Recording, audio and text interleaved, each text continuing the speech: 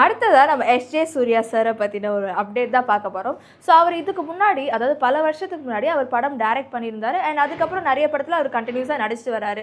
So அவர் திருப்பி எப்போ direct பண்ணுவாருன்னு சொல்லிட்டு எல்லாருமே ஆர்வமா காத்துட்டு இருந்தோம். ஏன்னா, அவர் இதுக்கு முன்னாடி டைரக்ட் பண்ண படம்லாம் வந்துட்டு ஒரு ஹிட் குடுத்த படம்னு கூட சொல்லலாம். நியூவா இருக்கட்டும், குஷியா இருக்கட்டும், மக்கள் மத்தியில அதாவது ரசிகர்கள் மத்தியில ஒரு பெரிய வரவேற்பே இருந்தது அந்த படத்துக்கு. ஸோ அந்த வகையில இவர் திருப்பி எப்போ வந்துட்டு டைரக்ட் பண்ணுவாரு, கன்டினியூஸா நடிச்சுக்கிட்டே இருக்காரு.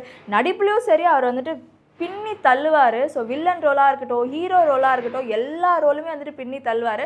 ஸோ அந்த வகையில இப்போ திருப்பி அவர் எப்போ டைரக்ட் பண்ணுவாரு சொல்லிட்டு எல்லாருமே ஆர்வமா காத்துட்டு இருந்த வகையில இப்போ ஒரு சூப்பரான நியூஸ் தான். ஸோ என்னன்னு பார்த்தீங்கன்னா, நம்ம கில்லர் படத்தை அவர் தான் டைரக்ட் பண்றாரு.